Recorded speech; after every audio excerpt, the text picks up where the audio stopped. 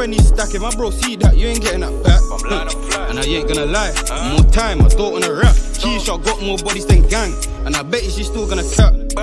Slim ting with a waist, can I look like Kyle, look real, more time at her face on L, look mate. Can't get caught up town with big.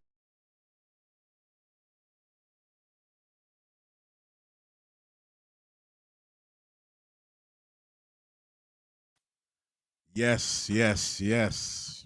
We are live. What's good, people? It's your boy Rhino. Welcome back to MGTV. We are live and alive. Listen, I ain't been live for so long.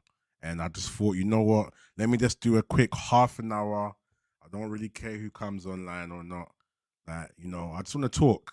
I've been meaning to do this video for so long as well.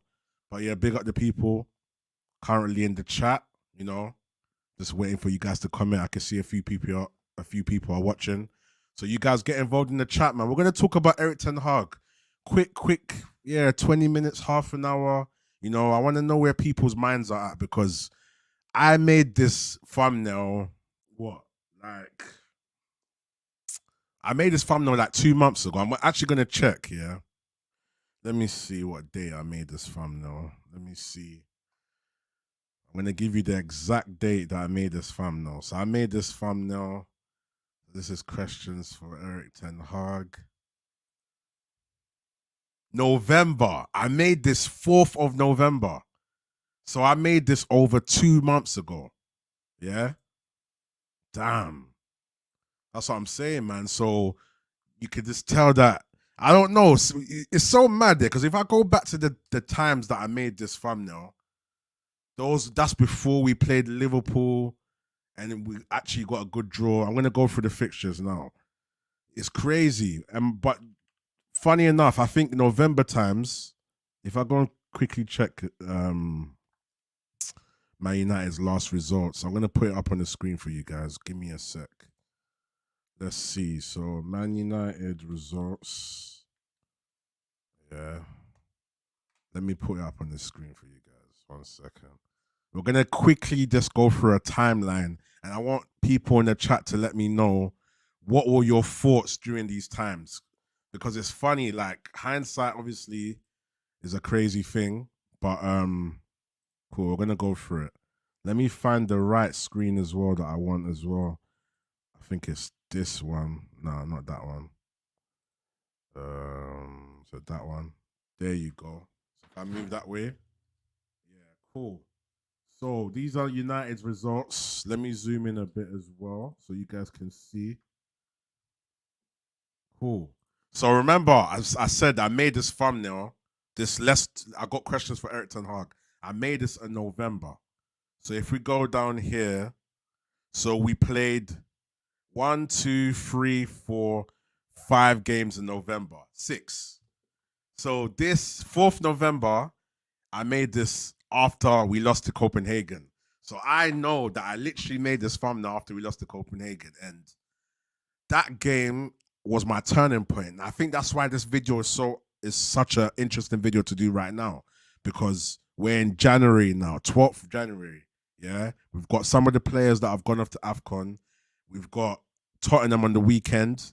I want to kind of go back to November when I made this thumbnail and then kind of reach up to where we are now and see how my thought process has changed.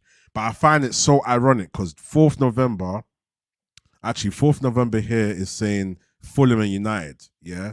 So obviously we played Copenhagen in 8th November. Yeah. So Fulham, obviously we beat Fulham 1-0. Cool. In my head, I knew that was a scrape win, but I still had the whole mentality of, you know what, let me give Erik ten Hag till about December, And I remember going on the Mandem talk, and some of the Mandem were like, raw. So what, if we keep getting smoked till December, you're still going to wait till the end of December? And then I said, look, no one's going to pressure me to want the manager out when I don't want the manager out yet. You feel me? I've got my own tolerance. If you at that point, and we're talking 4th November, 8th November, want him out, cool, but I'm not there yet, yeah? Then the Copenhagen game came. I remember Højlund was on the hat trick, yeah? I'm thinking we are winning this game. Rashford got the red card. The game changed. All these players, their heads dropped. Yeah. All these players, yeah, their heads dropped. At this point, I'm disappointed in it. And that was my turning point. I said to myself, you know what? I'm tired of this manager. You know, he's actually messing up. I can't defend him. But I said, you know what? Let me give it the next few games. That I remember specifically saying in the Mandem show, if we lose to Luton at home, I'm done. If we lose to Luton at home, I'm done. I'm not having it. I don't care about December. I don't care about nothing. Cool. Scraped a 1-0 win against Luton. Yeah. Let me open up another one. So yeah, cool. We scraped a 1-0 win against Luton. I'm thinking, all right, cool, no problem. Next game now, we play Everton. We beat Everton 3-0. Garnacho scores the bicycle. Everyone's happy. Everyone's celebrating. Everyone's lapping it up. You know, Garnacho scored the bicycle in the first, 3 minutes. Then we've got Rashford's penalty. That was just after, like 10 minutes after halftime. And then 75 minutes, Anthony Martial kills the game. Fair play. Fair dues. But we played terrible. In that Everton game, and I think the next game after the Everton game, Galatasaray, Newcastle, and Chelsea. All right, cool. So in the Everton game, I weren't falling for it, you know. I said to myself, nah, we scraped that win. Like even Garnacho's kind of free kick, bicycle kick silenced the crowd, and that kind of came into our favor. But the rest of that half, it wasn't like smooth sailing. It wasn't like when we played who did we play? When we played our recent one, the league, is it the League 2 or League 1 team, Wigan. You know, that game we easily dominated. We had loads of space, we were messing around. But look what league Wigan is in, you feel me? So like all these wins, my whole point is all these wins that we've kind of come to, that we've achieved, we haven't played well. You want to go back to the Crystal Palace game? Yeah, we beat them 3-0. That was Crystal Palace's B team. We were calling for that same formation, the same lineup. Things have happened since then. Cool. We fast forward now. We've got we've got Copenhagen, then we've got Luton, then we beat Everton 3-0, then Galatasaray 3-3. Another annoying game. Cool. We haven't lost. So since Luton, 3 games in a row, we haven't lost. I'm thinking fair dues. We go Newcastle. We lose. Shambolic performance. Then we go to Chelsea. Maybe you can argue Chelsea is the best you've seen us play in the longest span of time. You know, normally we play good for 20 minutes. You know, we play good for like 15 minutes, 10 minutes. Chelsea, probably about 35 minutes. We played decent. 40 minutes. Realistically, still not good enough. 6th December, we beat Chelsea. 9th December, we lose 3-0 to Bournemouth. And that, my people, is when I was done. This Bournemouth game was my turning point. I said, you know what? I ain't waiting for this guy, bro. I ain't waiting for Ten Hag no more. I'm done. 3-0 to Bournemouth at home. I was done. And I said on all the streams that I go on, big up Flawless, Sarcasm City TV. Make sure you subscribe to that. Big up the Mandem Talk. Big up Saeed. Make sure you subscribe to Saeed TV. Big up, who else's channel am I normally on as well? My mind's even blank right now. But everywhere you've seen me, I've been on Mo's channel. I've been on Igal's channel. I've said the same thing. This United, big up Chinks, my guy. Big up, man. I just see your comment as well. What's good, man? Listen, I'm here talking about United. I'm going live for the next 20 minutes. I'm going to chat, man. You let me know your thoughts. Chinks, big up Chinks. Chinks is an Arsenal fan. You know? Yeah. So for me, when I got to the Bournemouth game, I said, yeah, I can't defend this guy no more. But I'm not gonna go all out and say Ten Hag out. This manager needs to go. I'm gonna stop supporting him. But as time has gone on, he's just doing more and more and more, more weird decisions, putting up weird lineups. Chinks is saying he feels he needs time, you know. but I'm an op, so that could be for my own reasons. Listen, Chinks, what I want to ask you, I can kind of relate to I can kind of talk live situations with a few Arsenal fans that I have in it. Like big up Firms, yeah? Firms, one of my producers, he supports Arsenal. When Ten Hag came in, Firms was even screaming, rah, Ten Hag, he likes the look of Ten Hag. Like, Ten Hag's a good coach. And so did all of us. But Chinks, here's my problem, bro. He just needs to do the basics. He's not doing the basics, and that's what's causing such a problem. You feel me? We go here, yeah? So, if you go back to this results thing, yeah? So, look. So, when we've lost 3-0 to Bournemouth, then we've lost 1-0 to Bayern. Everyone's saying, yep, Liverpool game, we're going to get toasted. We drew at Liverpool. We drew at Liverpool at Anfield. Good result. Defensive resilience. You know, go and check out my match reaction. The defense was a cohesive unit, resilient, disciplined. One thing about United, we lose our discipline throughout the game and then we lose our shape. You feel me? So, yeah, man. Liverpool game we drew, but I didn't get gassed by it. Then what happens? A week later, we lose to West Ham 2-0. You know? Then we're going to play Villa now at home. We scrape a 3-2 win. Then you can say Villa was basically one of the best halves we've had this season. Everyone's getting gas. Everyone's getting giddy. They're saying we beat Aston Villa. We're going to go to Forest. We're going to do a thing at Forest. What happens? We lose to Forest. Then we got the Wigan game and we beat Wigan, 4 days ago, 2-0. So, my thing is, yeah, let me give you my thought process, yeah? And whoever's in the chat, listen, don't be shy, leave a comment. I know I haven't given no one any notice. No one knew I was going live. You know, everyone's doing these structured lives. I just need to get in the swing of things.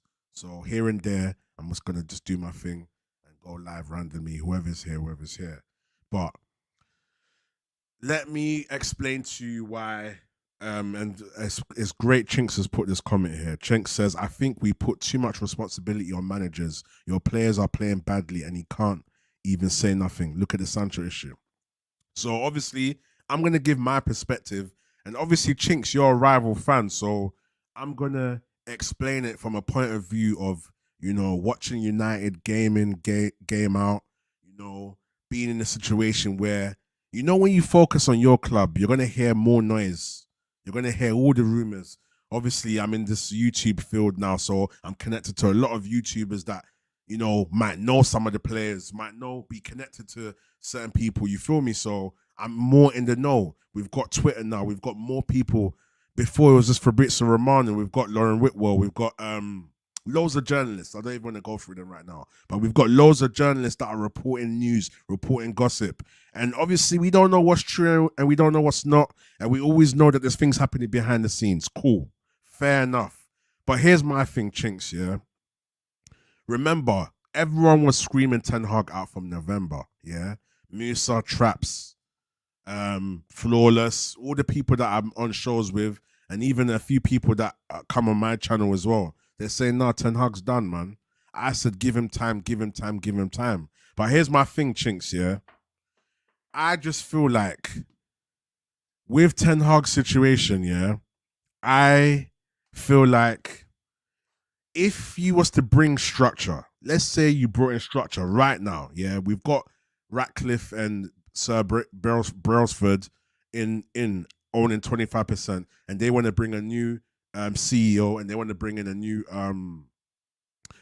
footballing, the director of football and all of that stuff, yeah? So let's say right now, Ten Hag has got structure. So we know any play he gets from now is going to fit the right profile of how the footballing structure want to play, yeah? And Ten Hag needs to accommodate that. They need to be at one, yeah? Number one, Ten Hag is stubborn. We had a gem like Ralph Rangnick who spotted so many big players that are big, spotted so many players before they were big and they are big now. Why did we let Rangnick go? Obviously, we know there was a bit of politics between the ownership board and Rangnick. They promised him to go upstairs, you know. We can't forget that. He came in as an interim. He hadn't coached in years, but we knew when it comes to scouting and his eye for talent, he's number one. So I'm thinking to myself, cool, go upstairs, and now we've got Ten Hag. Ten Hag's got experience with working with a system, you know, director of footballs, CEOs, all of that, and they're all on one page. With Ten Hag, yeah, big up Register Kev as well, yeah. Big up, man. Come on, my guy. It says big up Rhino. Come on. Big up, man. Make sure you subscribe, my bro. Make sure. So cool. Let me tell you something, yeah. So Ten Hag, there's certain times we're playing McTominay in the midfield. Why? There's certain times we've seen Kobe Manu, Casemiro, graveyard shift, or low number 6, sweating out there. We're saying add a pivot, and we'll play better in the midfield. Our midfield is too open. Stop playing the lone 6. Stop playing this 3-1-6. He finds a game to play the right formation. I think the first time he did it, we played Amrabat and Manu. That game we were way more solid in the midfield.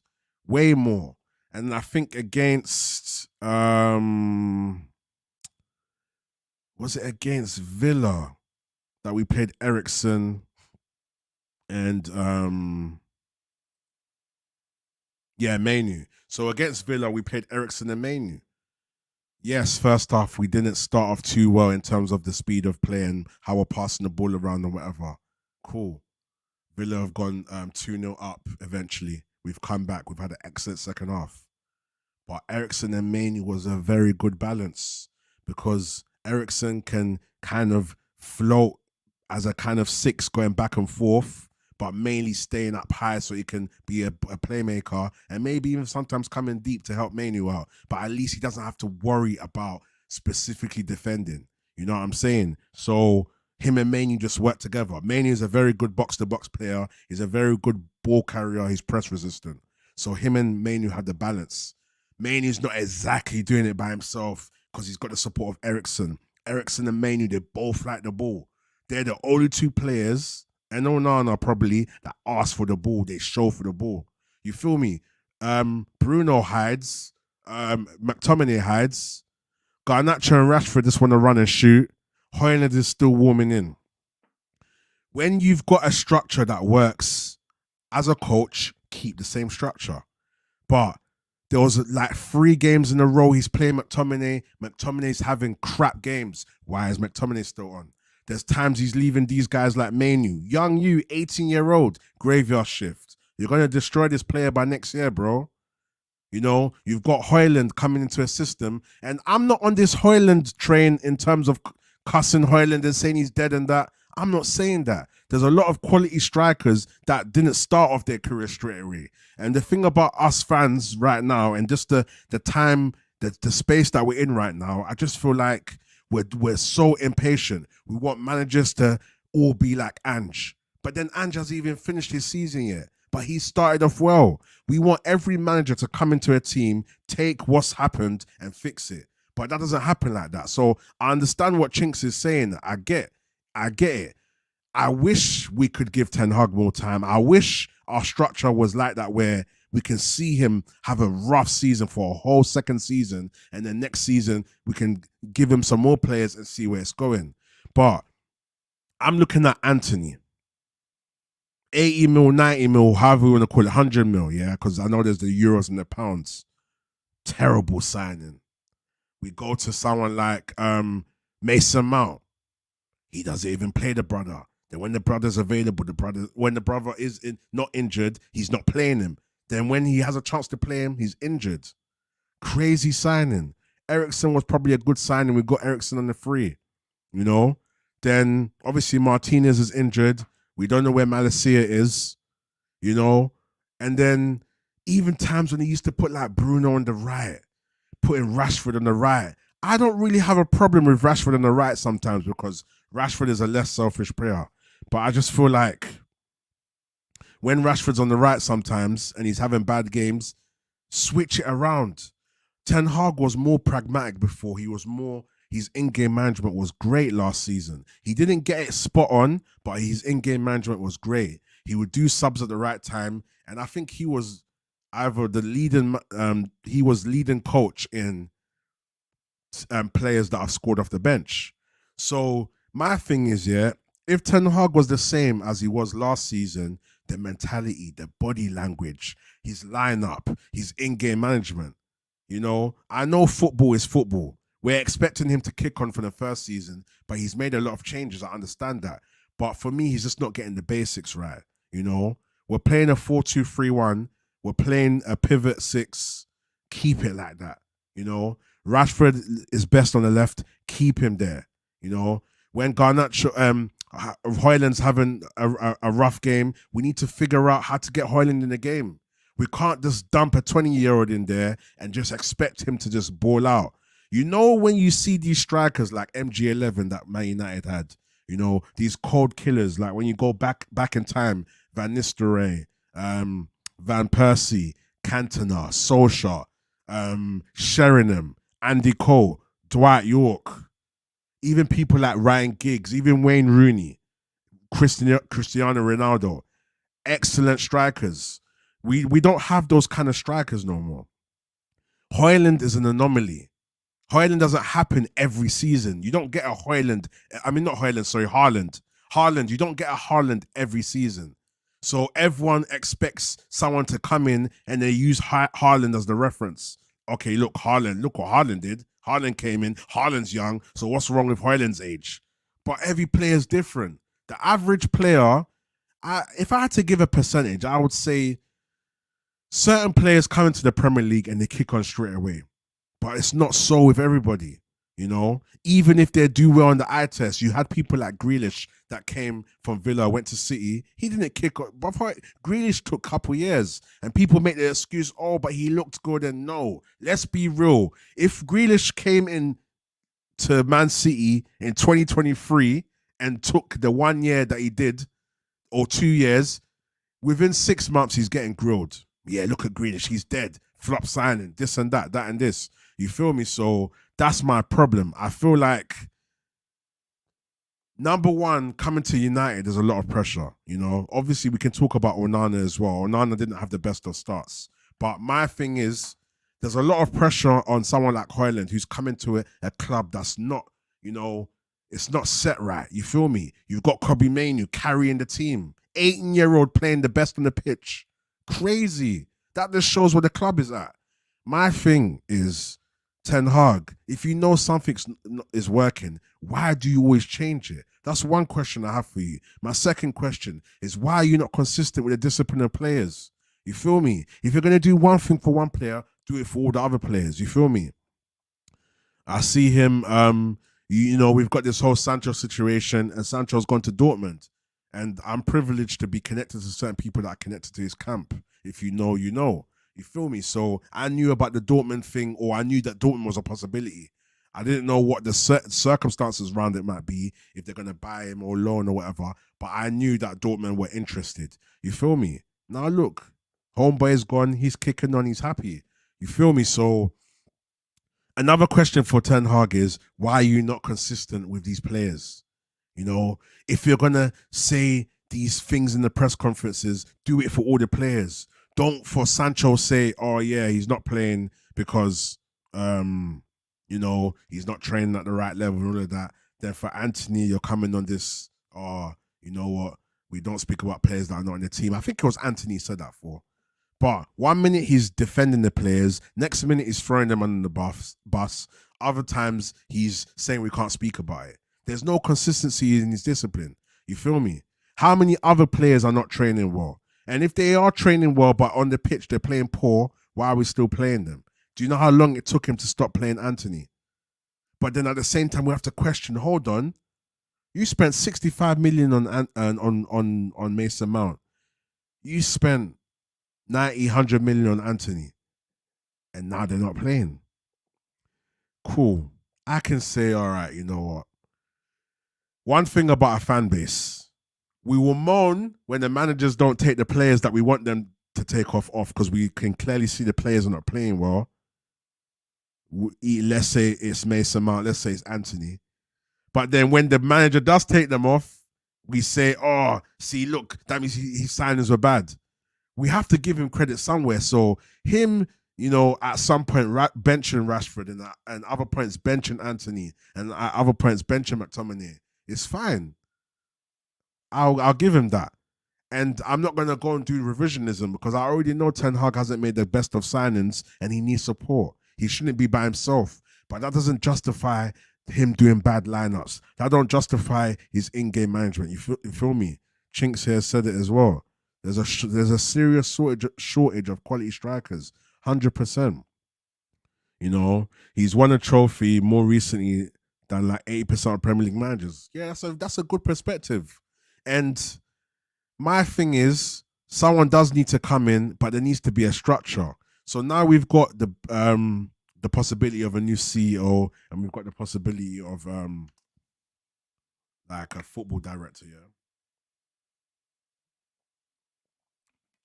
My thing would be that if this new footballing structure wants Ten Hag, then I'm happy.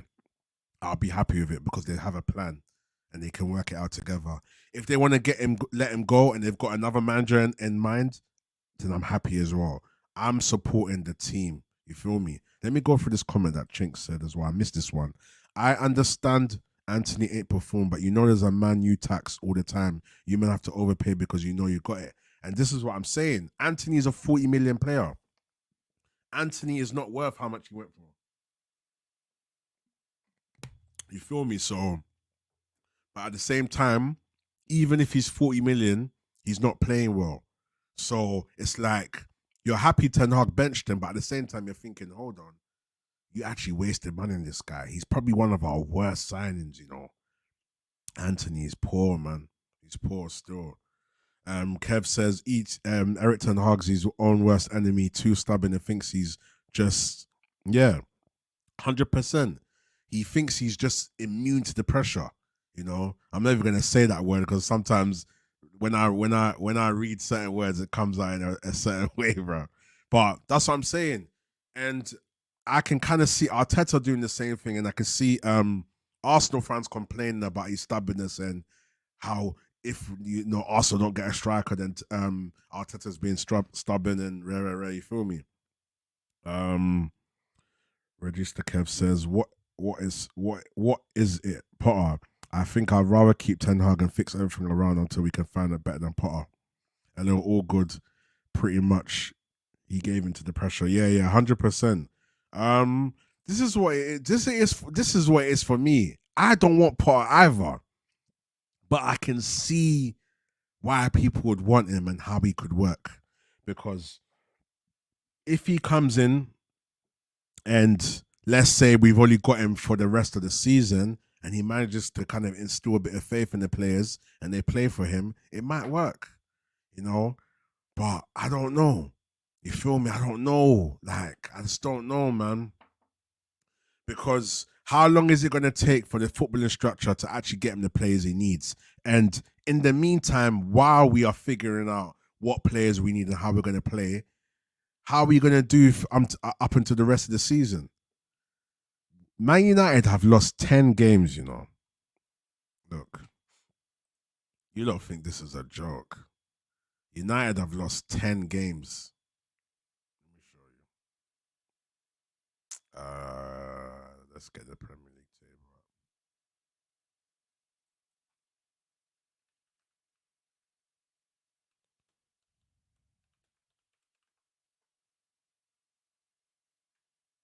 Cool. So if you look at this here, yeah, this is mad. Can't even see United.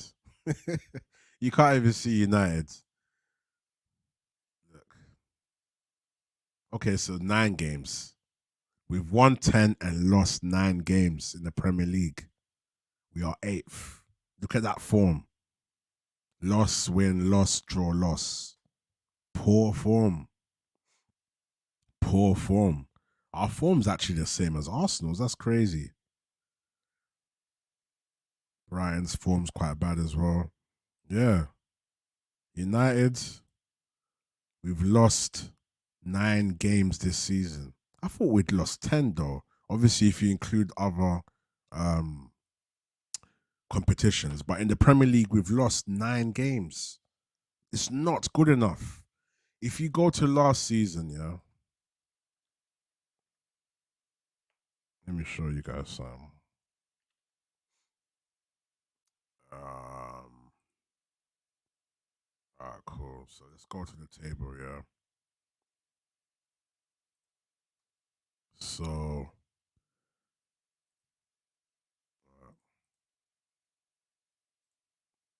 so this is last season, yeah.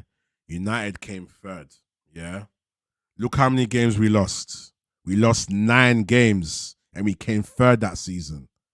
We are halfway through the season this season and we've lost 9 already. So last season, the overall season, we played 38 games, we won 23, drew 6, and lost 9. Yeah? And we came third. Obviously, Liverpool had a bad season. Tottenham had a bad season. Newcastle were kind of on the come up. Liverpool started to scrape bit by bit. Cool. Bro.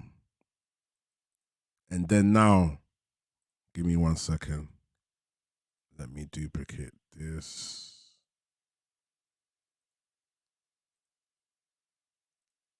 I'm going to go to the season before that. So 22-23. Not 22-23.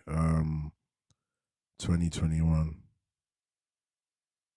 No, it's 21-22, right? Yeah. All right.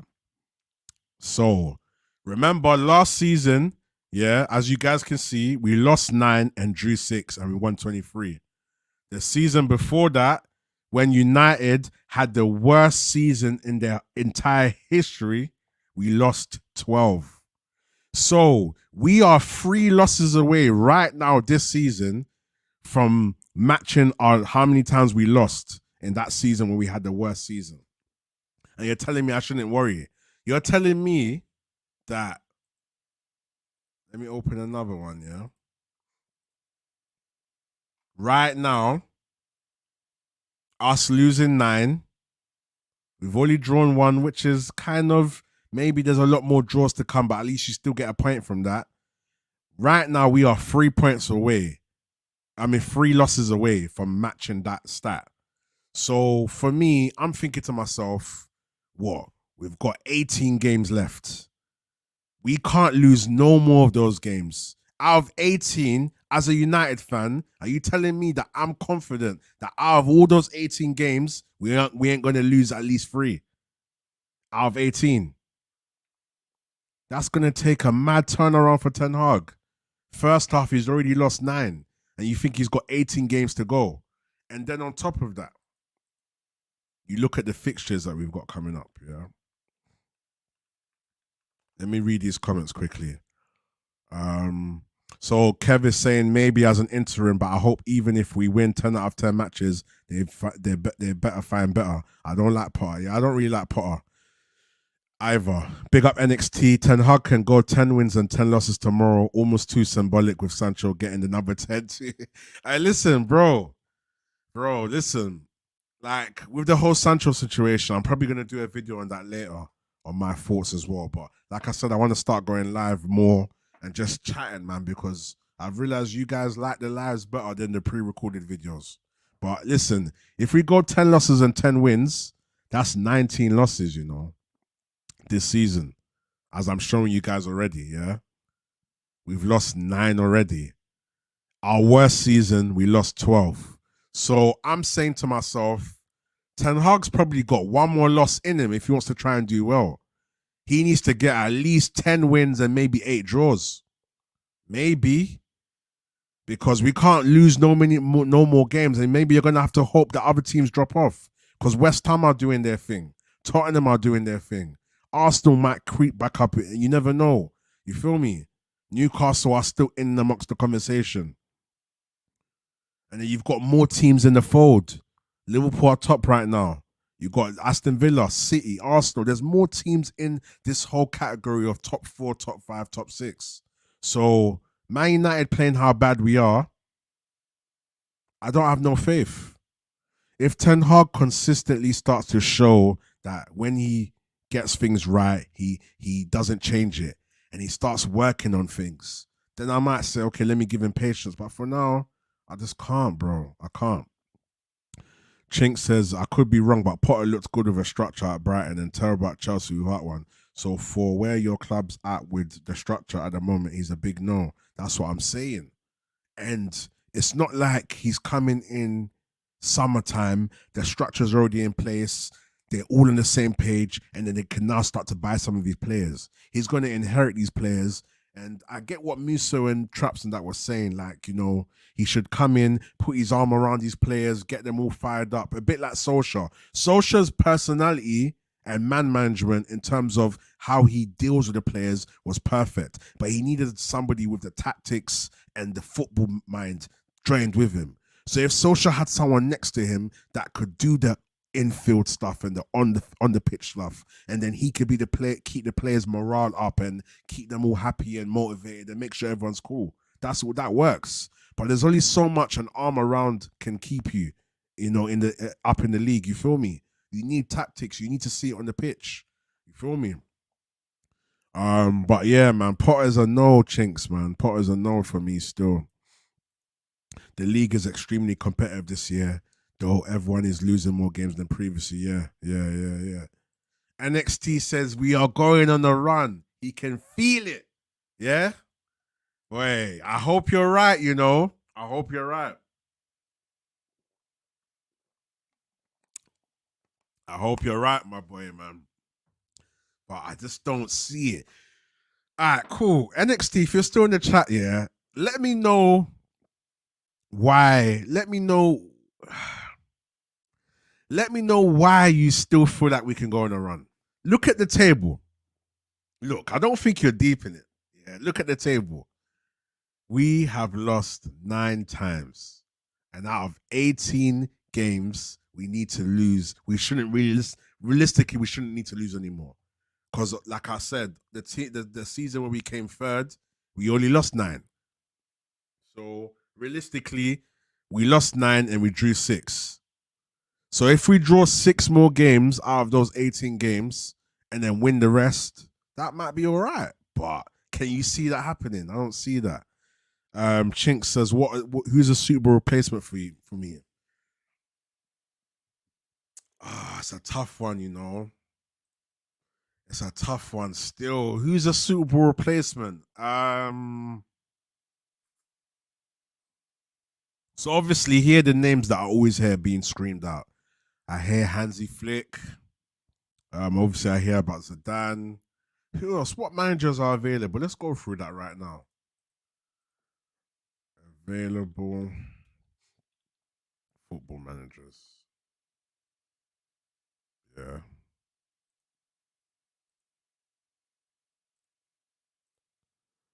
Available football managers. All right, cool. So let me zoom in. So you're asking who would I go for, yeah? Let's make that, you know. So Steve Round, last club, Arsenal, been available since July the 6th. Frank Lampard, hell no. Hell no. Bro, Lampard is tired, man. He's tired still. He's tired. Yeah, Chinks is asking because he don't see it. So we're gonna go for it, Chinks. So then Lampard, Potter. All right. We're gonna go back to Potter. We'll go back to Potter. So I'm gonna open a tab and put Potter up there. Cool. Tim Hartness, I don't know about him. My football knowledge is not as good as it used to be, by the way. So just have patience with me. Don't know. Solskjaer, no. Wait, what is this? Points per match. So Solskjaer accumulated 1.81 points per match. Potter 1.53 and Lampard 1.47. Okay, interesting. Hansi Flick, he's currently, or he used to manage Germany. Fernandez, no. Conte, no. People say Conte could steady the ship for now and get some discipline in the players, but like Musa and that said, which I didn't really think about, maybe the players don't need this militant thing. Maybe they need a manager that's got Solskjaer's personality and character, but is good on the pitch. But who's like that? I just think we need someone that's respected.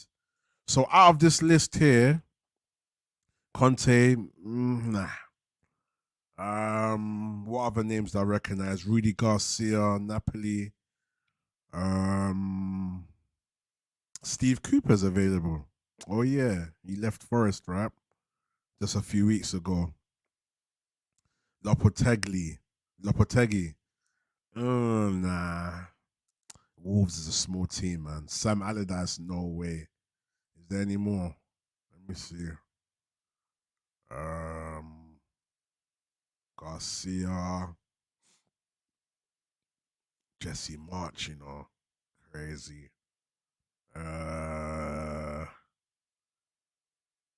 Yeah, I can't really see no other names here that I recognize. Van Nistelrooy. I wouldn't mind Van Nistelrooy, but then again, what has he done? And you know what I mean? Can he manage a big club? And maybe if he came in, he came with somebody that could work together with him, maybe. But even then, I don't know. Chinks is right. There's not really a lot of choice as well. Let me go through some of the comments. Big up says man like Rhino, free baby. Yep, come on.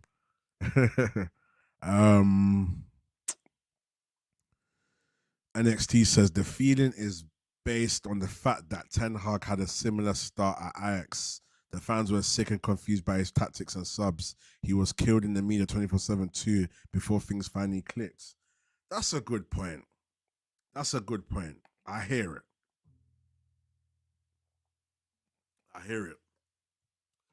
I hear it still, but what I want to ask you, is do you think that, all right, cool. What's your definition, NXT? What's your definition of it clicking? So if you're saying right now, cool, it's going to click. Explain your scenario from this season, January the 12th. We've got Tottenham next. Who else have we got? We've got Tottenham. Then we got Wolves. Then we've got Wolves away, West Ham at home, Villa away, Luton away. Got some jammy away games, man.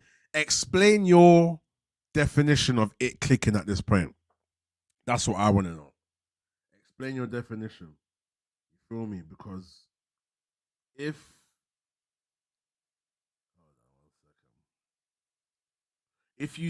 you're saying that you can see it clicking, all of a sudden, explain how that looks. Like, what lineup does he play? Does the lineup all of a sudden click and these players start playing? Are we going to start seeing a style of football? When you say it clicking, explain it to me. I want to know. And you say here, Ajax fans were saying the same things as United fans at the time. Even players he had beef with, like Noah Lang, said in hindsight he wanted the players to succeed more than they wanted it themselves. But I think that in itself is a problem. If the manager wants it more than the players, then these players are not playing for the manager. But my thing is, because I've watched the Ajax Talk Football, I've seen them. They've gone on Saeed's show a few times where, not Saeed's show, sorry, United View. So there's the podcast on United View where it's Flex and them, man, and then they're with the Ajax Talks Football guys, and they kind of give an insight to their experiences of Ten Hag. And I remember I watched a video a few months ago, and they were saying that everything you're seeing about Ten Hag is what we saw at Ajax. The only difference is he was supported more, and the club's a lot more toxic. So they feel like a lot of that plays into the hands of why he's not doing well. Ten Hag needs a structure, and they said Ten Hag needs help. Ten Hag was never there to pick the players himself. You feel me? So with a structure, he could do well, but he's brought in so many players. Are some of these players going to click on and pick up form for the rest of the season? You know, are we going to get any players in January that we're going to add to this mess? Saeed was saying he don't really want him, Ten Hag getting no more players, and I can agree with that. Because can I trust him? Apparently, he's looking at Brobby from Ajax. I don't want no more of your players, Ten Hag, until I know that I can see where these players are fitting in. I want to still see where Mount comes into this occasion, into this equation. You feel me? Anthony doesn't look like he's going to turn around. You feel me? So I need to understand when you like. I want NXT to explain to me what when he says he wants an ideal. He reckons that Ten Hag can kick on and we're going to go on a run. I can't see it. Can't see it. The style of play that Conte does matches with what you're asking Ten Hag to do. I'm not saying he's the right guy though. Yeah, I get that still. You know what it is for me, Chinks, yeah? I'm not even too bothered about necessarily the style of play. I just want to see a system that works. You know, like I'm not saying that, okay, you know what, I want United to have 70% possession and I don't care what the style of play is. I just want to see some sort of structure that I can believe in. I want to know that when Wan-Bissaka is playing the right as a right back, I know what his job is. I know what certain things he's going to do because I've been seeing it. Whether he's going to be doing the overlap thing, he's going to be crossing the ball in more. I want to know what Dallow's doing. Is when Dallow's, let me not even use Dallow. Let me use Luke Shaw because Luke Shaw's a left back. I want to know when Luke Shaw's playing, what is he going to do? Is he going to be inverted? Is he going to pack the midfield and then maybe our 6 is going to cover the left back space and we're going to have some sort of structure when we're attacking? I want to know our rest defense when we're on the counter attack. How is our team setting up? You feel me? And yes, we've had injuries. Casemiro's been injured. Martinez injured. Mount, even though I don't rate him like that, injured. Ericsson was injured for a little bit. Marshall, I don't know. I think he's been ill recently, but he's looking like he's going on loan. Who else? Varane was injured for a bit. Luke Shaw's now injured, I think. I think Luke Shaw's injured. Like, do you know what I'm saying?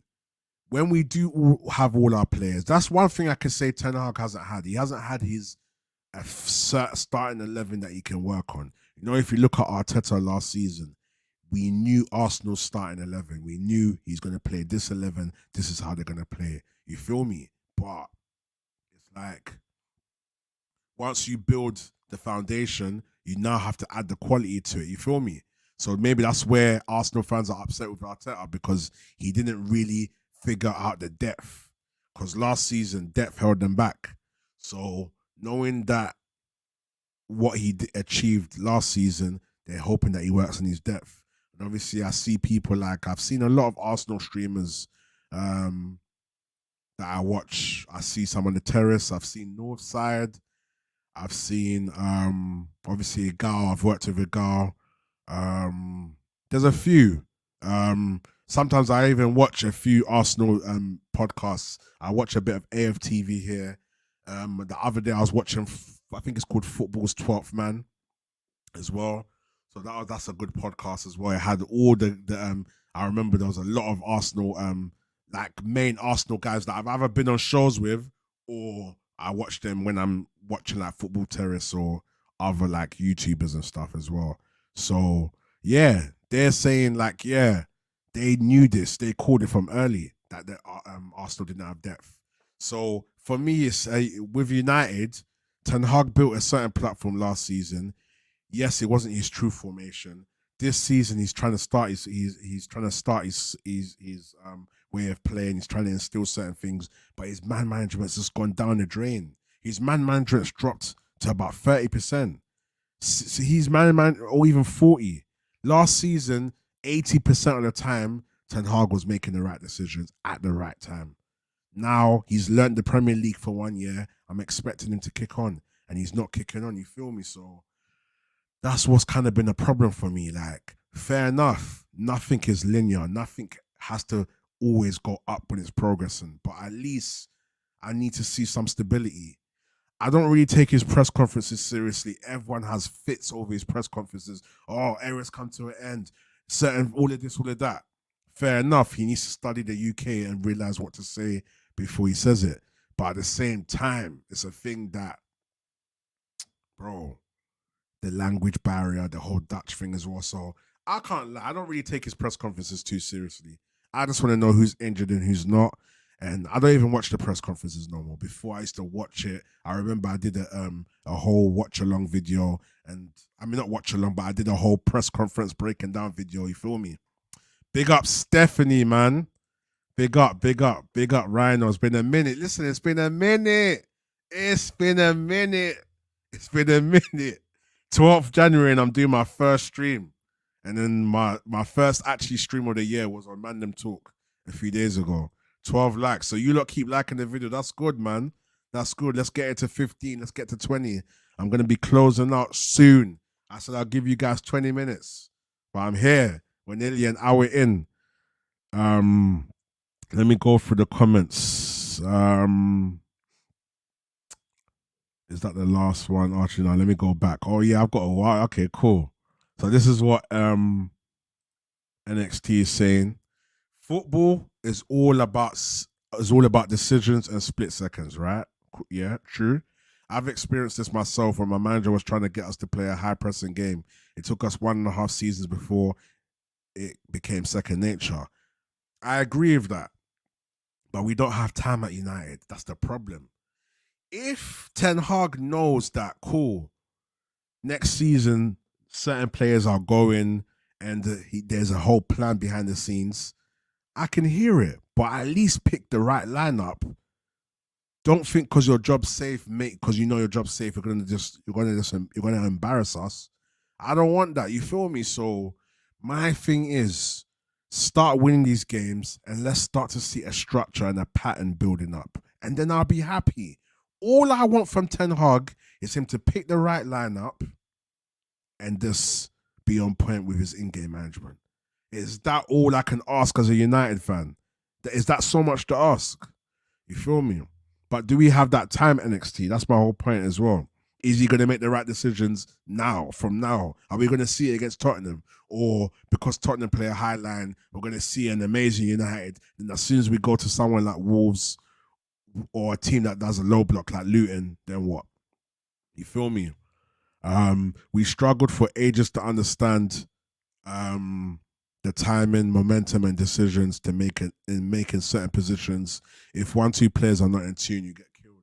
That's why it takes time until everyone's in tune, in my opinion. And I agree with that. Nothing should work overnight. Realistically, Ten Hag should have 2 seasons, no matter how he does. Obviously, if he's doing absolutely shambolic, which I think he's basically near there now, then we can question it. But my thing is, you give people time when you start to see that, okay, they figured it out. It's like Pep. Pep always makes mistakes, but he always works it out. Klopp, the same thing.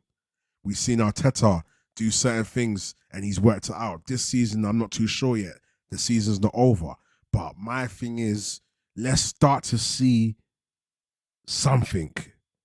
He's not even doing the basics. Just get the lineup right for flip's sake. Let's get the lineup right, Ten Hag.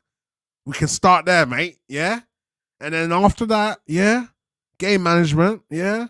Rashford's playing a bit awful there. Take him off. If it's 40 minutes and Rashford's not playing well, do something. Put him on the right, maybe.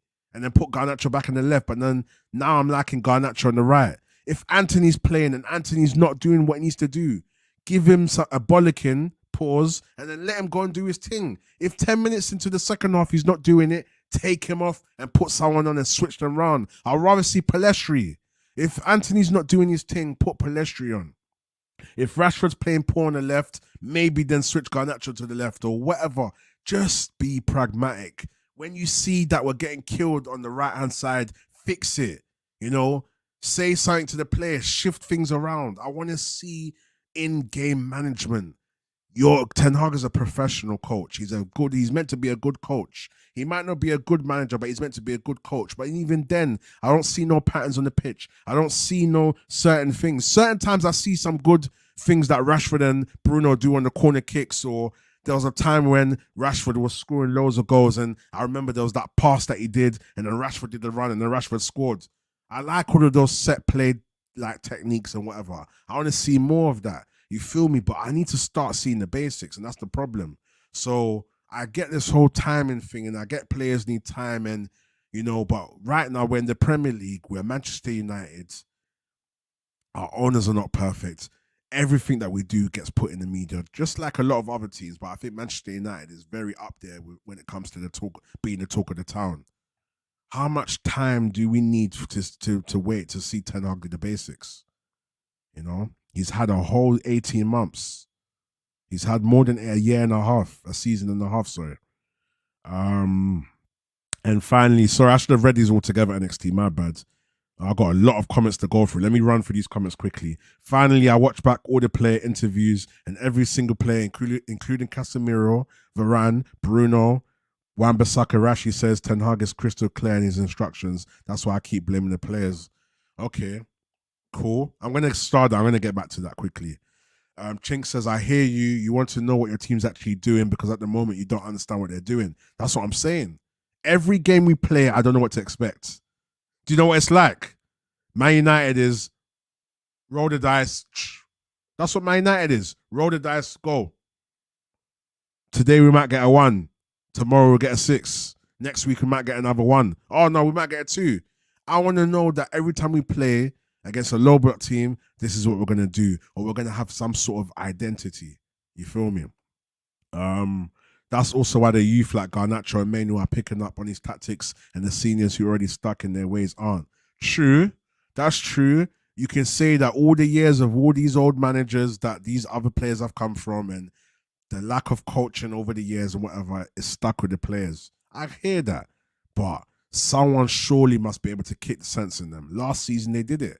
So yes, we can say they're reverting back to type, but come on. If someone's not pulling their socks off, just take them off.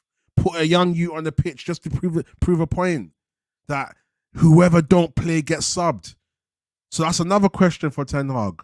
Why aren't you consistent with when players are playing poor on the pitch? You play your favourites. Why do you consistently play them? Take them off. When our captain Bruno is not doing well, take him off. Put another creative player in there. If not, just switch around the tactics that can work without Bruno in there, because certain times Bruno's missing on the pitch. Give the armband to like Varane or something. You feel me? But that's what I'm saying. I feel like we need to build the youth, build the squad around the youth. To be fair, still. Why not Spursy? Big up, man. He says no. Arteta is a bottle job and a scrubby manager and coach. Damn. Why not Spursy's giving up on him still? Henceforth, by using him Spursy, Mikel, bottle job for 3 years running. Getting knocked out of the Unai Emery, getting knocked out by Unai Emery in Europa and losing 8 games in a row sealed his fate with me. Absolute bum. Damn. Yeah, it's techie, man. It's techie. Will you, man, take Unai Emery? Arsenal fans in the chat, will you guys take Unai Emery? Let me know. Let me know. All that in the same year by Scrub Teta. Big up Rhino. Big up. Why not Spursy? Mikel Arteta loves Arsenal. Big him up. Yeah, big up. I hear it, man. Would you take Unai Emery? That's what I want to know. Chinks, let me know as well. And Chinks says, this Spursy guy's just not being realistic. We've just spent all the time saying there's no suitable replacements manager-wise. Klopp and Pep are the 2 best managers in the world. Unless it's them you're getting to replace your manager, it's a massive gamble. £1 billion companies run correctly don't do silly things like that. Yeah, true. Chinks, would you take Unai Emery though? Let me know. Now I hear you. Ten Hag's not helping himself. NXT says at all. But from what I've seen him, what I've seen from him since FC 20 days, he always finds a way. He needs to do it fast, though. I agree. Listen, I couldn't ask for nothing more than Ten Hag to just find a way. but I'm not hearing it, bro. Ten Hag actually pisses me off. Do you know what's so mad about this whole Ten Hag thing? Yeah, I loved Ten Hag. You know when he came in, eras comes to an end. And let me explain how I took that statement. I didn't take it as him threatening Klopp and Pep. I took it more as him saying, you know what, things do change. So you know what, nothing lasts forever. We've all got a chance. Yes, you can argue why didn't he say it like that, but a lot of these Dutch people speak very aggressive because in their language that's how it translates, isn't it? So, yeah, if he can work it out, listen, happy days. But I don't see it. Can you see it? Like, can you see it?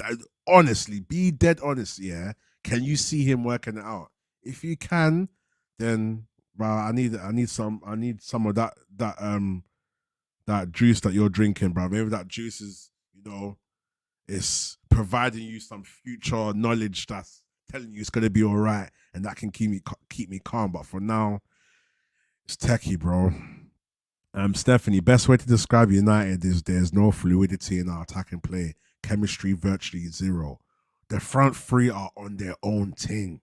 I swear to you. Do you know what it's like? If you had a pitch, do you know what it's like?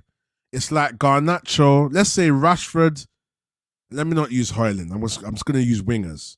Let's say whether it's Rashford or Garnacho. Anthony kind of can be not too selfish, but I'm going to pick Rashford and Garnacho. If you put two balls on the pitch at the same time and let them run with it, they're playing like they got their own football and no one else is on the pitch. That's how them man play. So Rashford is looking at goal and trying to cut in and score. Garnacho's doing the same thing on the left. But I feel like on the right, Garnacho plays a bit more like a team player because he can't really shoot on his right foot like that, and he kind of has to aim on his left. He's more likely to pass it or do the right thing. And that's why Rashford is better on the left, on the right as well, in terms of him being a team player. You get the best out of him on the left, but on the right, I feel like he's more of a team player. Beautiful Smart says, no.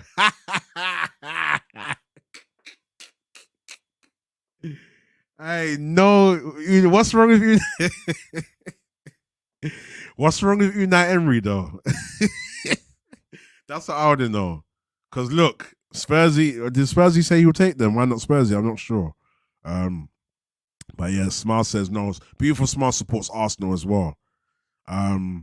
Stephanie as well. Big up as always. Return of the Lieutenant Leicher, yeah. Leicher will help our passing out from the back massively, as well as the obvious defensive organization, passion, and leadership. I agree on that, but at the same time, we're relying on one man to come and save the day. I remember when I was like, Amrabat comes and changes our midfield. Amrabat hasn't worked out, and that's why, as football fans, we kind of have to be objective with when we hope for things. We have to be sensible and think, okay, you know what? Here's one way it can work, but we also have to think of the opposite, But I guess Martinez coming back adds more into the kind of spine that we had before. And then if Casemiro comes back into that, and then obviously, we start to see a bit more of the players that kind of keep the glue in our team, we might see a better Onana. But it's all hopes and wishes. We might, if this player comes in, we might do this, we might do that. So I don't know, man. But yeah, see, look, NXT, yeah, he pisses me off too. Love the guy, but he's deluded this season. Word to Musa, he's concussed. He's in the ring, boxing, and he's mash up, bro. You feel me? We're saying pull him out the ring. Bro, he just needs a few more, punches and he's going to be knocked out. Pull him out. He's saying, bro, leave me in. He's refusing. He's concussed. Word to Musa, he's concussed.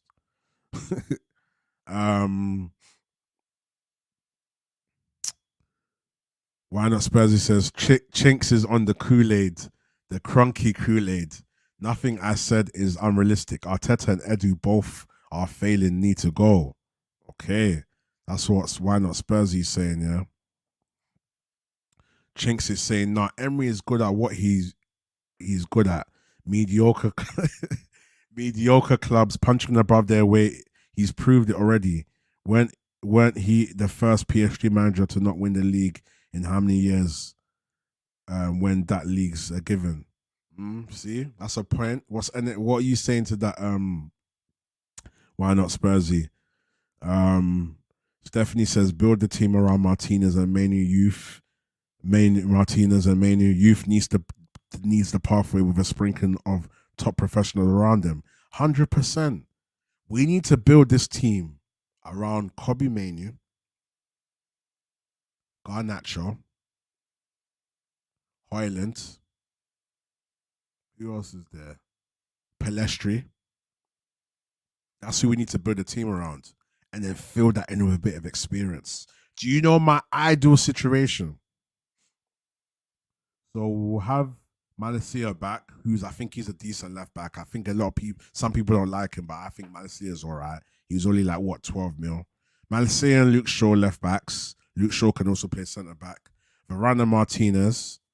And then obviously as a squad player, we want Maguire to go eventually, but for now, keep him as a squad player. Then we've got Lindelof there. And then right backs, Dalot and Wan-Bissaka. Yeah. If all those players come back and then we've got Casemiro and Mainu as the DMs. And then Amrabat as well. That's 3 DMs. That's good squad depth. Then as a number 10, we can shuffle between Eriksen and Bruno. That's all right depth. If one of them two gets injured, maybe we might have to switch it around. Right wing, we've got Garnacho and Palestri that can play with each other. Pause. That sounds a bit mad, but you know what I mean. They can compete for that position, and then they can also shift around. So Garnacho can move to the left. Rashford needs to pick up form, though. Rashford's on the left. Rashford's a senior player. He's not playing well. Bruno plays sometimes when he feels like it. You feel me? These senior players need to carry these young G's and show them how to play. But the young youths are outplaying the senior players. It's embarrassing, man. But I agree with you, Stephanie, 100%.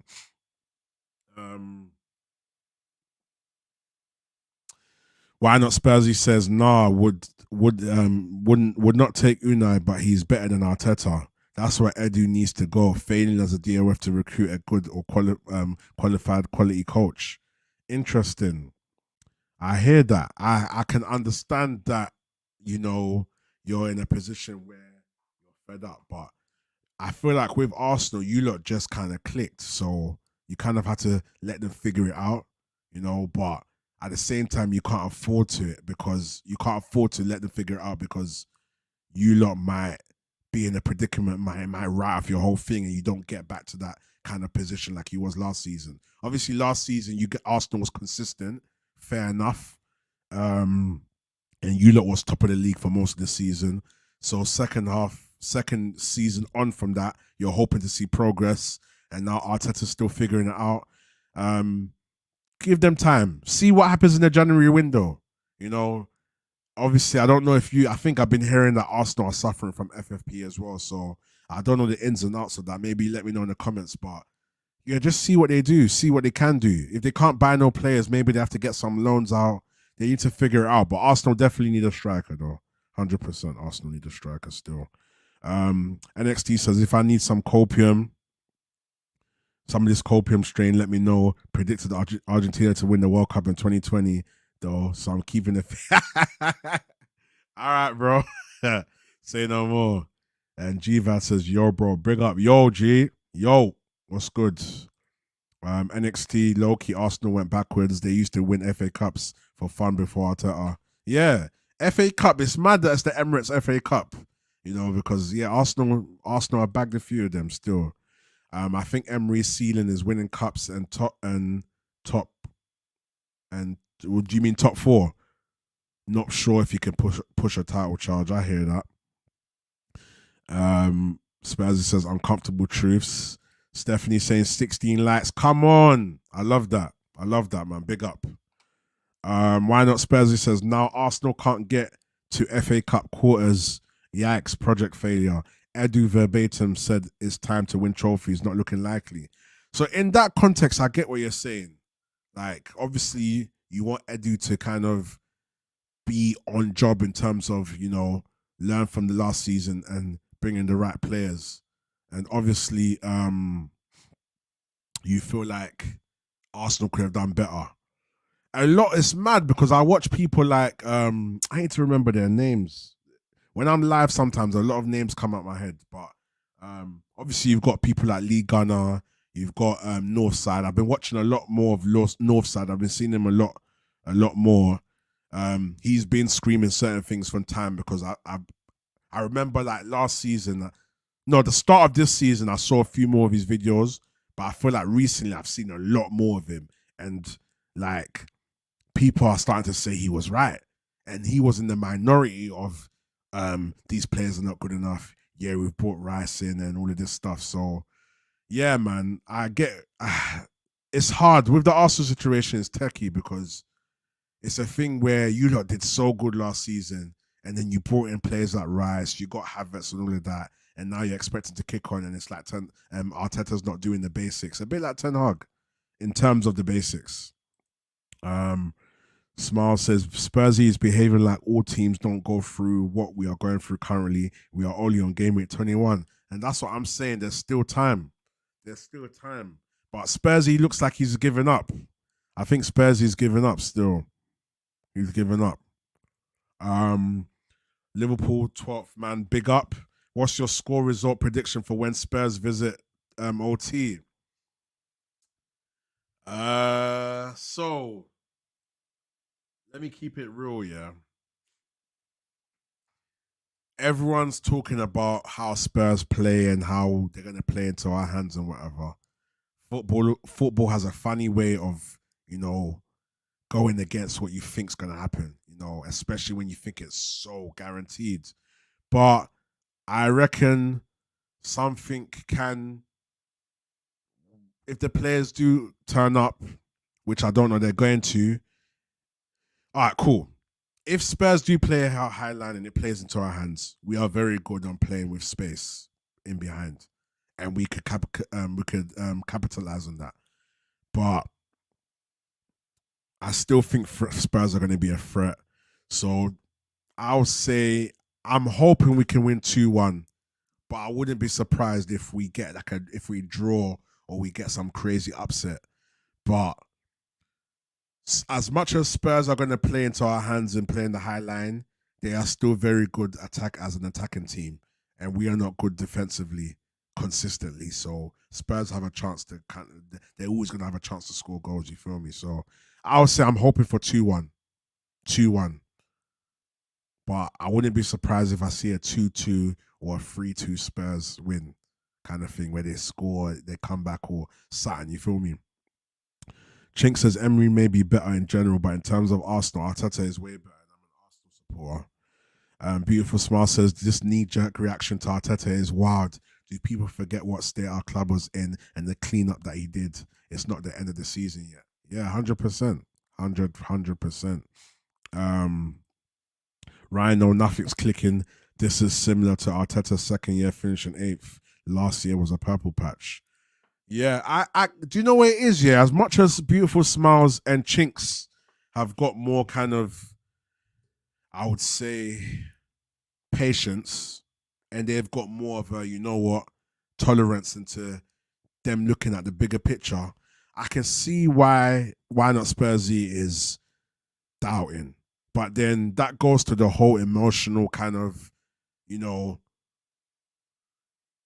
if you guys didn't have time to turn it around, then I could understand. But at the same time, I can understand why you're starting to worry early, because it's easy to keep thinking, oh, it might change. Oh, don't worry, give it time. It's easy to it's easy to get stuck in that cycle. So I can understand why you've seen certain red flags, and to you, you're thinking, nah, this ain't sustainable. And the same way I'm hoping for Ten Hag to figure it out, Arteta has to figure it out. That's the thing. But are they going to? These managers are stubborn. So it's easy to say give it time, but sometimes you can get stuck in that and it can kind of be a kind of blind faith kind of thing. But Chinks and Smiles are on the same page. Listen, like Stephanie said, like the chat and subscribe. Stephanie, what are the likes on right now? Let me know. I was going to check. Let me check actually.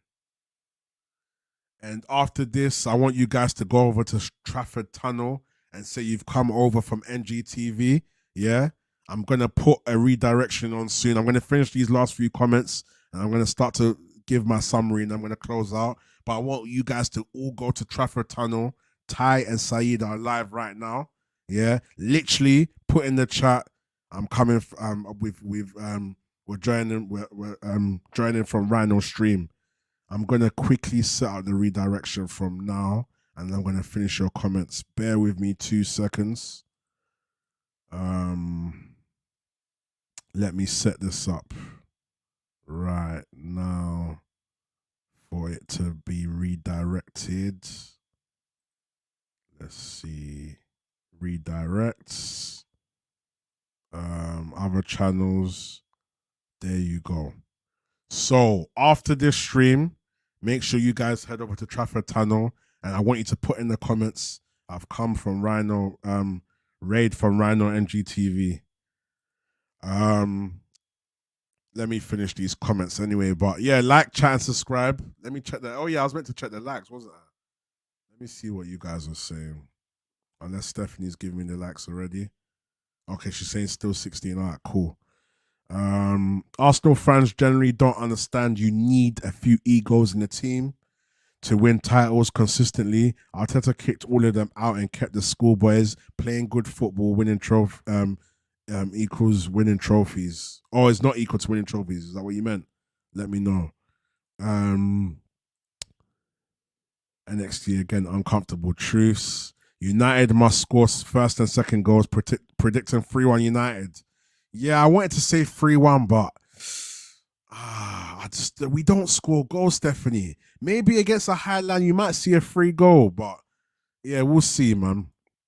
No, I didn't give up, Rhino. Been patiently waiting for 3 years for the scrubs to be sacked.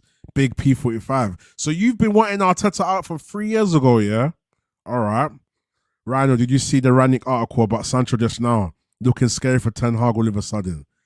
Send me the link. Let me react to it live. Let me see how long time that I've been on. Send me the link ASAP, though.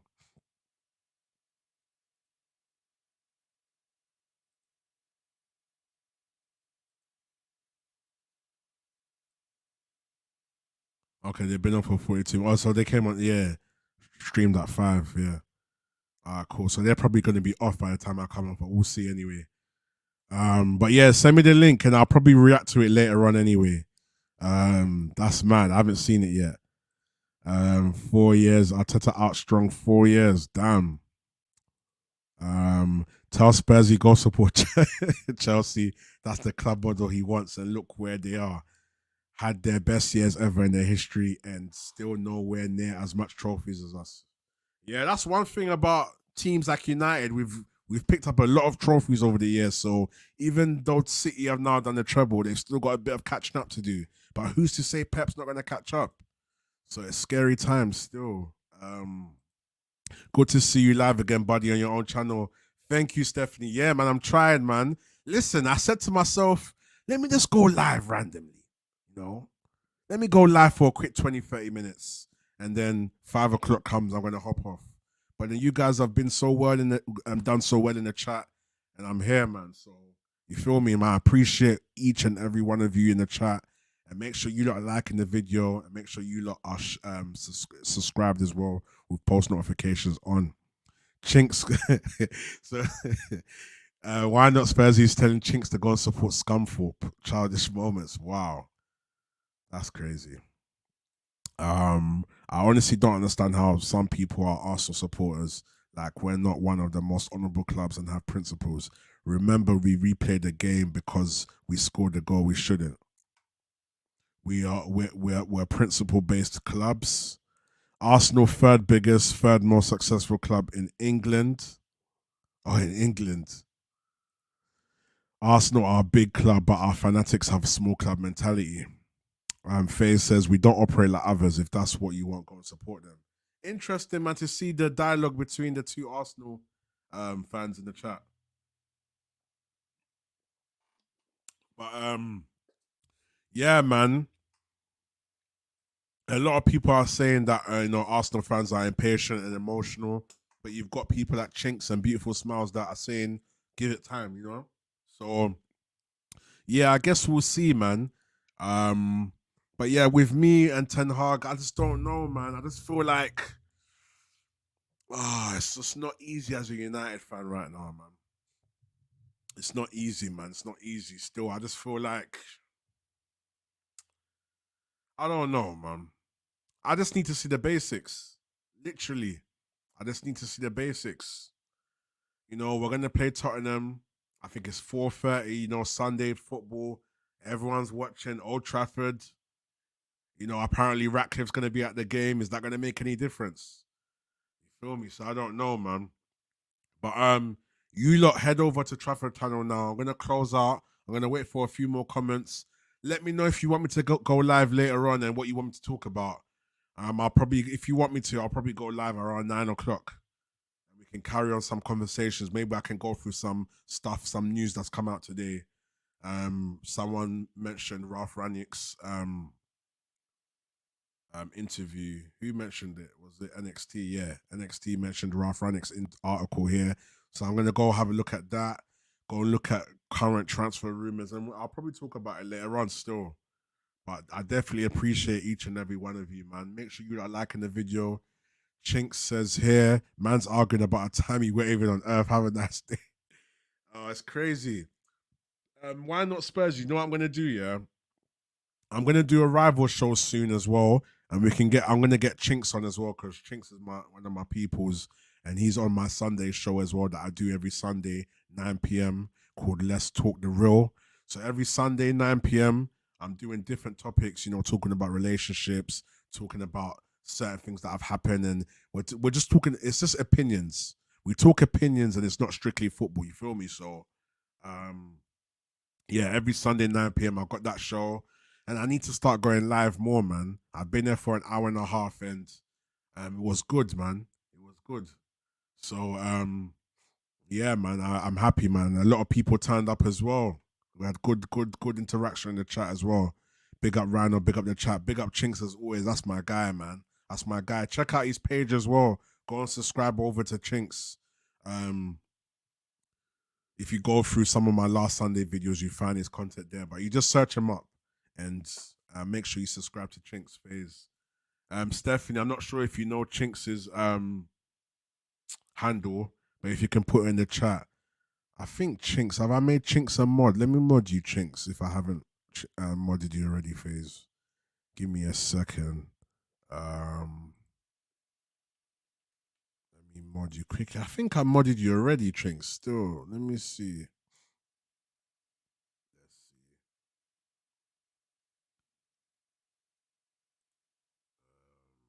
No, I haven't. Let me mod you now. There you go.